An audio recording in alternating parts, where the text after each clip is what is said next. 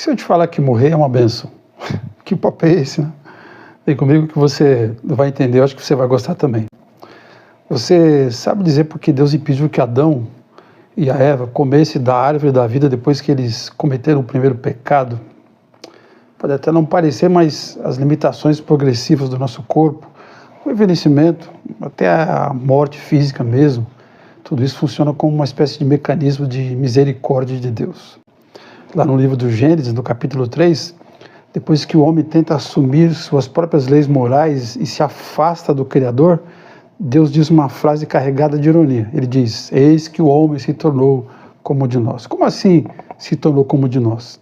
Essa frase não quer dizer que o homem ficou intelectualmente igual a Deus.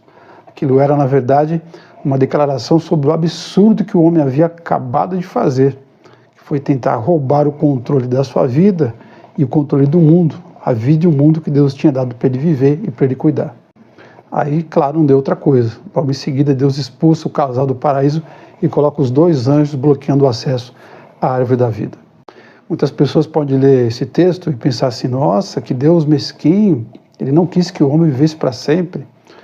Mas bloquear o acesso à árvore da vida não foi um ato de maldade, muito menos de mesquinhez. Foi, na verdade, a instauração do que podemos chamar de a graça de morrer, pois a recusa absoluta de Deus em permitir que a humanidade se imortalizasse e com ela a condenação foi um ato de misericórdia. Pensa comigo, se o ser humano agora com a biologia comprometida, com a mente bagunçada, com o coração influenciado, cheio de maldade, se o ser humano comesse da árvore da vida, o que aconteceria?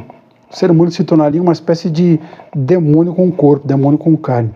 Ele seria incapaz de morrer e, consequentemente, incapaz de ser consertado, de ser curado, de ser transformado, incapaz de ser redimido. A imortalidade no estado de pecado seria o equivalente a viver eternamente no inferno sobre a terra. E além disso, imagina ainda suportar toda a eternidade da dor psicológica, a eternidade do desespero espiritual de estar separado de Deus sem nunca conseguir morrer. Pensou nisso? A morte física e o envelhecimento, por mais dolorosos que sejam, funcionam como um mecanismo provisório de bondade de Deus. Isso significa que o nosso egoísmo, a nossa maldade, as nossas doenças biológicas, emocionais, tudo isso tem um prazo. Essa bagaceira toda não vai durar para sempre. A imortalidade foi tirada de nós por algum tempo, e quando estiver tudo certo e quando a gente não for mais capaz de destruir tudo que é bom e perfeito, então Deus vai devolver tudo para nós. Deus vai devolver a imortalidade para cada um de nós.